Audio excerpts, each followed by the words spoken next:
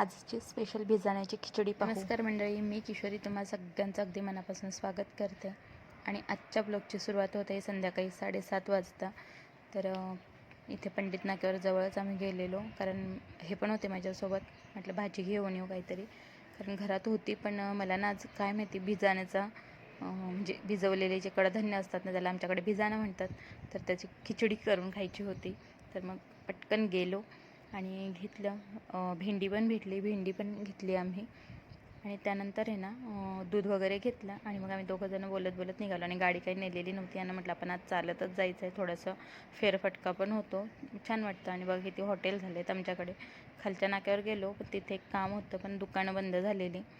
आणि त्यानंतर मग घरी आले, तांदूळ वगैरे भिजत घातले आणि ह्यांनी ना काय केलं आहे, जिरा राईस आणला आहे। आम्हाला घरचे तांदूळ आहेत, त्याची सवय झालेली आहे, पण हे भाताचं ना थोडंसं वेगळंच वाटतं खायला। होईल हळूहळू सवय। तर बघू आता। तर इथे मस्त असं कांदा टोमॅटो परतवून घेतला, तेजपत्ता घातला आहे। सध्या माझ्याकडे ओलं तेजपत्ता आहे ना, तो त्याचा पुरेपूर वापर करून घेते मी।